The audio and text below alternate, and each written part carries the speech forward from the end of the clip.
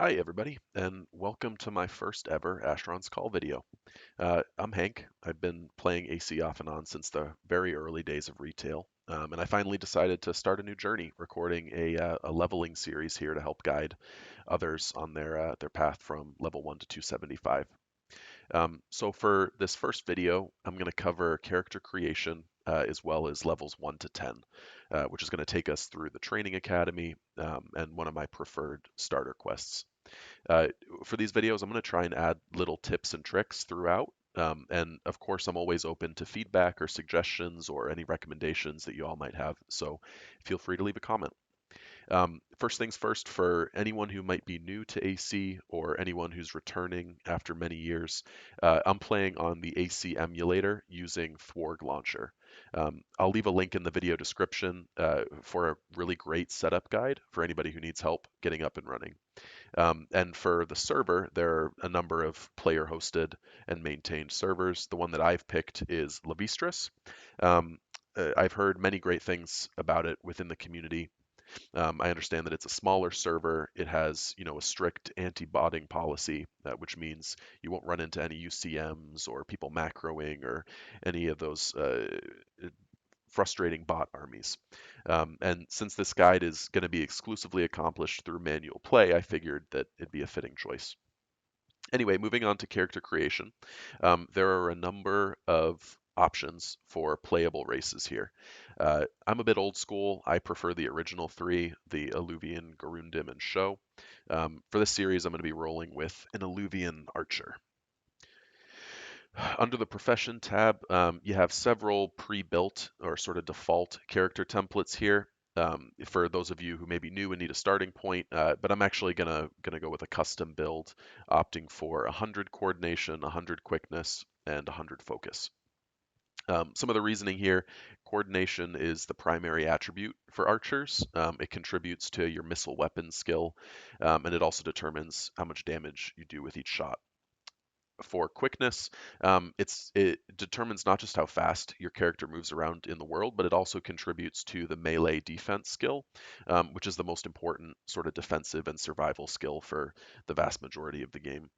And focus is going to boost some of my utility skills, as well as my magic skills for when I eventually start casting my own buffs and protections. One note I'll make here is that you're not stuck with these build choices forever. You'll have several options down the line for redistributing points amongst attributes or changing up your skills. In fact, once I get into the higher levels, I do plan on moving points out of quickness and into self to further boost my life magic skill, as well as the summoning skill, which I'll pick up later in game. Really only becomes relevant towards the end of content. For my skills, I'm going to pick up and specialize missile weapons, melee defense, as well as fletching, so I can make my own prismatic arrows. Get those specialized here, and then I'm going to train two skills: healing and lockpick. So pretty standard build here. The only potentially odd choice that I've opted for is lockpick. The reason that I've picked it at the beginning is because a couple of the starter dungeons that we run through in the 10 to 50 bracket have things like locked doors and chests. With the lockpicking skill, you can save a bit of time instead of having to collect various keys. I'm going to arbitrarily pick an appearance here for my character.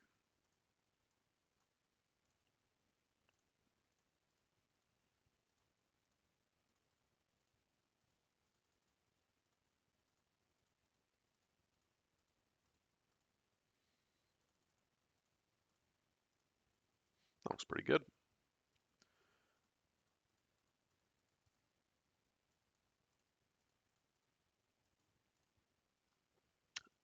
Alrighty, and for my starter town, um, Alluvians by default go to Holtberg. I'm actually going to select Shaushi for this one, which is the show starter town, and you'll see why in a couple of minutes here. Finally, I'm going to name my character, see if that name is taken. It is taken.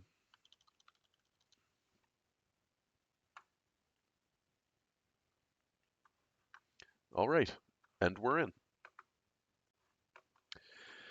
All right, so when we first log in, we'll be in the training academy, which gets us from level 1 to 5. The first thing that I usually do is fix my UI, which you can do by holding down the control key and then dragging and expanding the various components on the screen. You can only do this if the little green lock icon on the border of your radar is set to the unlock position. Um, I've been playing for a little while, so I already have a layout that I like. And one quick tip here is when you're happy with how things look, you can type in a chat command for /save UI. Anytime you go to create a new character, you can then save some time by typing in /load UI, which will move everything to your saved configurations. One other note, the navigation bar on the left of my screen here includes a number of decal plugins, which are separate downloads. They're entirely optional. There are a couple of them that I find super helpful, like the utility belt plugin, which has an option for a dungeon map, which is this sort of blue mini map that you see in the top left of my screen. Extremely helpful for navigating dungeons in Asheron's Call. Anyway, the first step in the training academy is to find the blue calling stone in your inventory and handing it to the society greeter.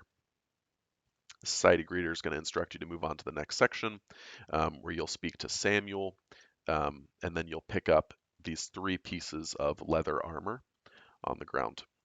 If you've done the training academy before and you'd rather just skip it, what you can do instead is speak to Jonathan. He'll hand you a little white crystal. You give the crystal back to him, and then he'll instantly teleport you to your starter town.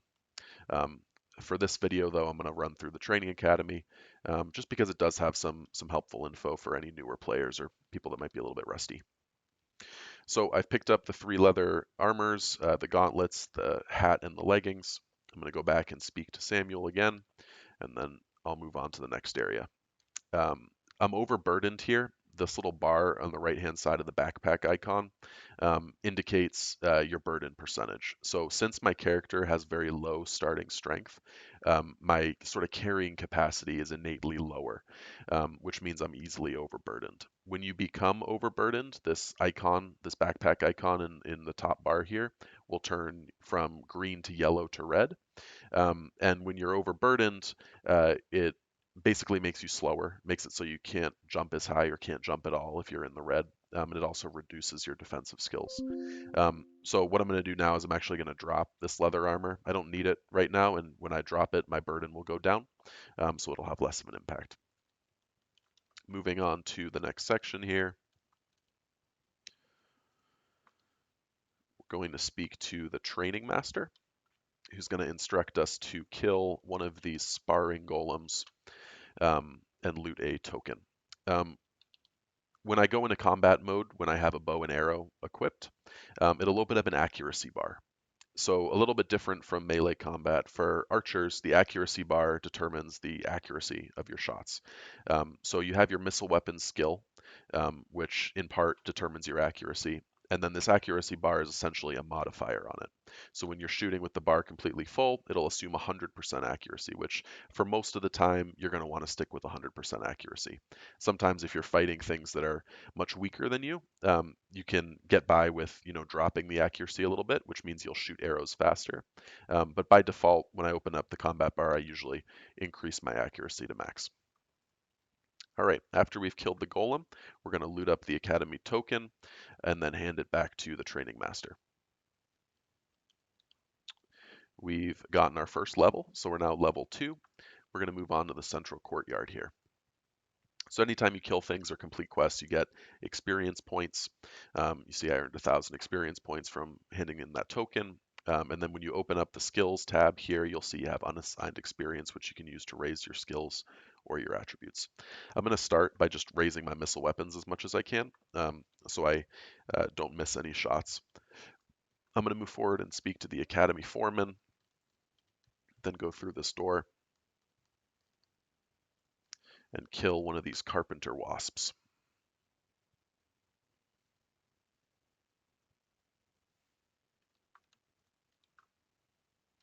When I do, I'm going to loot the carpenter wasp wing and return it to the foreman for experience.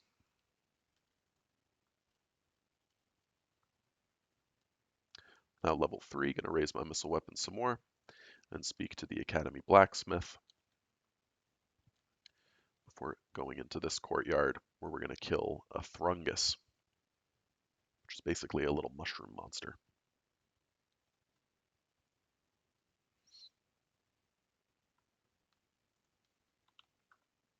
We're going to loot the bellows from the corpse of the Thrungus, bring that back to the blacksmith, who's going to give us a key.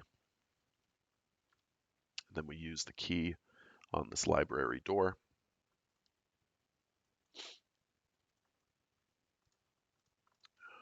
And then we're going to buy an oil of rendering from the Academy researcher. This oil of rendering just makes your Academy weapon a little bit better. So I'm going to unequip my short bow, use the oil of rendering on the bow, and get a upgraded Academy short bow.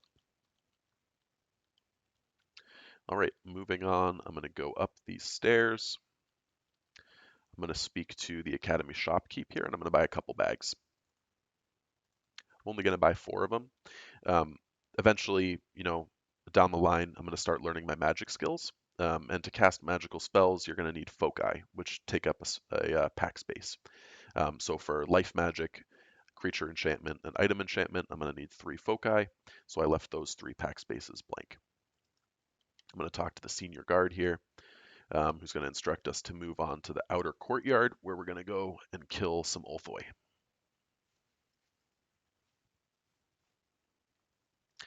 Once I portal in, I'm going to speak to the sentry, and then go down the stairs and into these tunnels. A little bit of guidance for sort of raising your skills and attributes. Everybody's a little bit different. I am pretty boring. I like to raise everything proportionately. So I'll spend equal amounts of points in basically all of my attributes, and then I'll do the math in the sort of skill calculations, which you see when you hover over a skill, to determine when I'll stop raising skills and go back to attributes. So for instance, missile weapons, the formula that contributes to it is coordination/2. So basically I need 2 points of coordination to raise my missile weapon skill by 1 point. I'm going to kill this adolescent Ulthoi, by the way, and then continue raising some of my attributes here in the meantime. So for example, oh, geez, don't kill me, don't kill me, don't kill me. Whew. That was close. I'm going to start this guide off strong, dying to an adolescent Ulthoi. Okay, moving on. I have the protection orb. I'm going to run this back to the sentry. I'm actually going to heal first by using this healing kit. It's a good note to self that I should raise my endurance a little bit.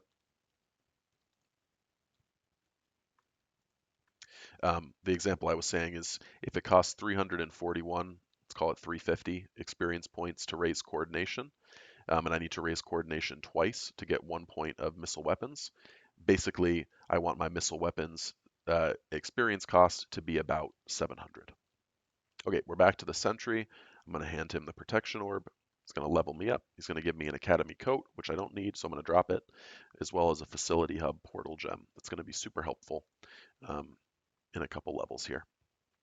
Lastly, I'm going to run out into this east wing and use the exit portal, which is going to send me to my starter town. If you guys remember, I picked Shaoxi as my starting town. The reason why is because it drops you right next to this NPC, San Ming. The first thing you're going to want to do is speak to San Ming before you forget. He's going to give you a kill task to slay 10 blood shreth that we're going to run into in our next dungeon. After that, second thing you do is find this yellow Path Warden token in your inventory and hand it to the Path Warden NPC. They're going to give you a key, which you can use on the chest right in front of you to loot some armor. Since I have low strength, I'm going to opt for the robe, the gloves, and the helmet. If you're running a melee character, you can instead get the armor. It's a little bit more protection, but a little bit more burden, meaning it's heavier. Put that on. Don't forget this Path Warden trinket, very important. It casts Augmented Understanding 2 on you, which increases all experience you earn by 4%.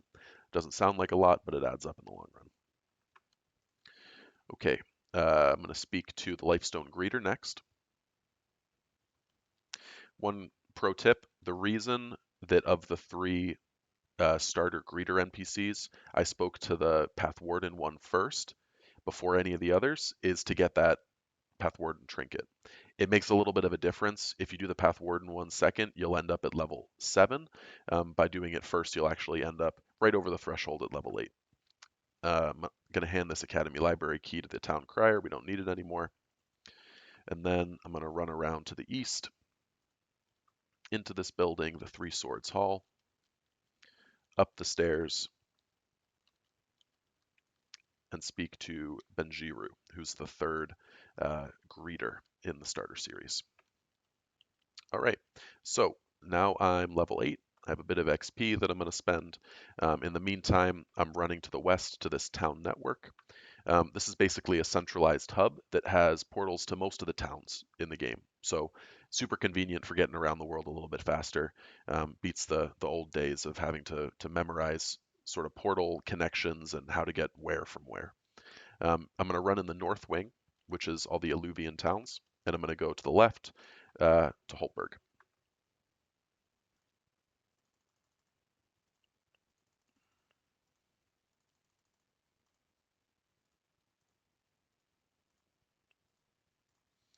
All right.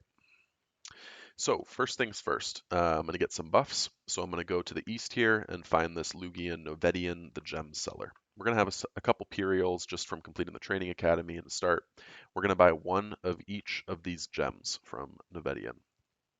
What these do is cast life protections on you. Um, 1 second here. Before you run down the hill, also make sure you talk to Sean the Speedy to complete the Exploration Society marker quest and use the first marker. Then we're going to head down the hill to the northwest. And anytime I hit an exploration marker, I just jot it down, so that way I don't have to remember later which ones I've already used. All right, at the bottom of the hill, there's Thalnon's Remedies, which is the healer. I'm going to speak to him. I'm going to buy a couple of stamina potions. Since I have low stamina, don't want to run out. I'm going to buy 10 of those. Drag them onto a hotkey bar. This is a plugin, by the way, these extra hotkeys. This is called Defective, is the name of the plugin. Very handy. Recommend you guys look into it if you find that you're limited in the number of hotkeys here for weapons and items. So I'm going to buy my health potions, then I'm going to go to the drop down under services, and I'm going to buy some attribute buffs. So the Path Warden armor that you got casts level 2 attribute buffs on you.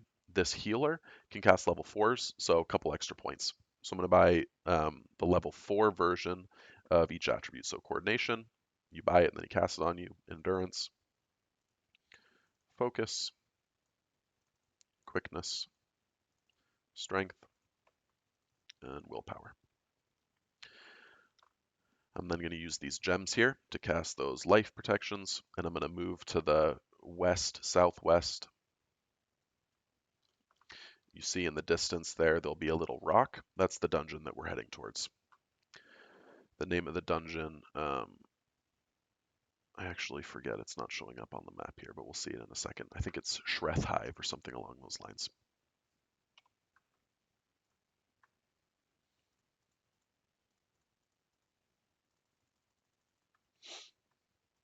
So the reason that I'm picking this starting quest first is because two things. First, that kill task that we got from San Ming in Shaoxi is for blood shreths. Oh, Cave of Alabree is the name. And blood shreths are the monsters that you'll find in this cave. So we're completing a quest and we're also completing a kill task, two birds with one stone. We get the kill task title. And the second is this quest is level restricted from 1 to 20. So while we're under level 20, I figured might as well complete the blood shreth kill task in here because it saves a little bit of time and also do the quest. So we're going to kill as we go. We're going to move to the south, kill this shreth. As I kill, I'm also going to look for loot. The things that I look for are items with very low burden and higher value. So summoning essences are a great one, like these, perfect example. They're 50 burden, but 4,000 Imperials. Same thing with this type of gem. Like any gems that have spells on them, they'll be low burden with higher value. I'm going to drag these into a pack.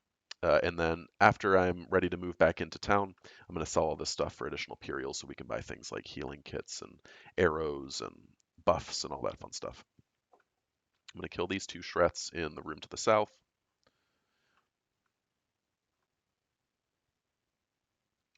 All right, do some looting.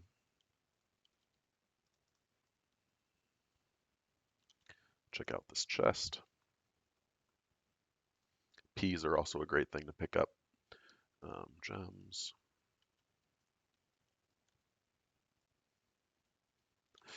And then we're going to move on to the west.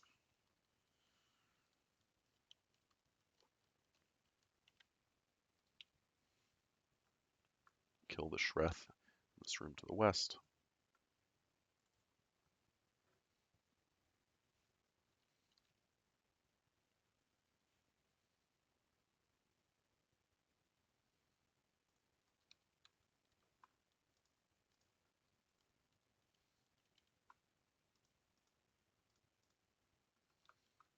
And then continue on down the ramp to the south.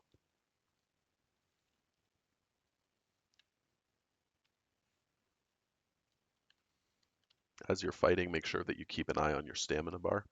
If your stamina bar runs out, you basically take a penalty to your melee defense, which means that you're going to get hit a lot more frequently. Since my melee defense is pretty high, since I have 100 coordination, 100 quickness, and the skill specialized, you'll see that I've evaded most of these attacks, which is a huge boost to survivability. Again, probably the most important skill in the game, melee defense. All right, moving on. First, at this crossroads, we're going to go to the south, and we're going to loot the first quest item that we need for this quest, which is a letter.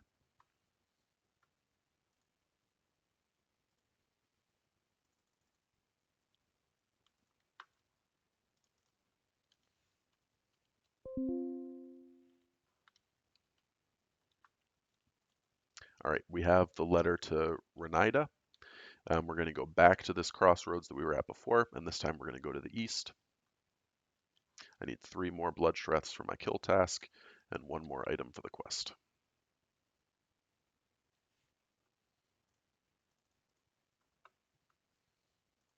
You'll notice that I've been raising all of my attributes. I'm raising endurance because it increases my health and stamina, so I can take more hits.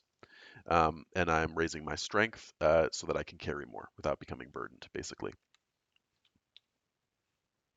Kill these last 2 Shreth.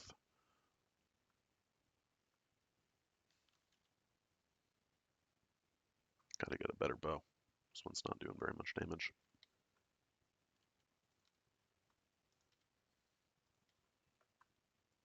All right, continuing to loot so that I have some stuff to sell, make a little bit of money. I've completed my 10 kill task. In this room to the east, or this hallway to the east, you'll find a room to the north. Kill this last Shreth just to clear the room, and then you'll find an axe laying on the ground in the back, right about here. That's the second quest item we need, and then it's back to Holtberg. Rogward's axe. All right, once I have the axe and the letter, I'm going to type in a chat command /ls, which is short for lifestone. When I enter that chat command, it's going to teleport me back to my starter town, since that's the first lifestone that I'm attuned to.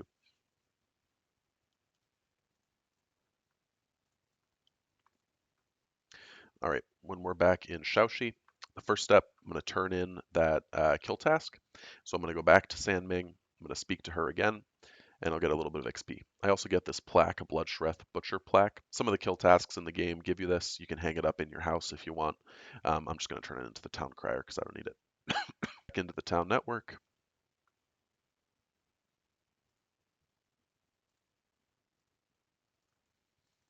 Raise my health until it costs about 2,000.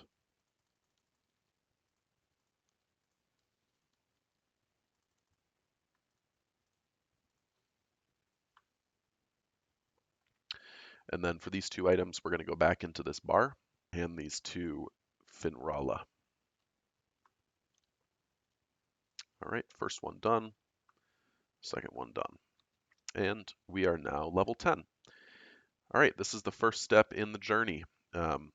After this, we're going to be moving on to buy some supplies and then proceeding to the facility hub, which will take us from levels 10 to 50.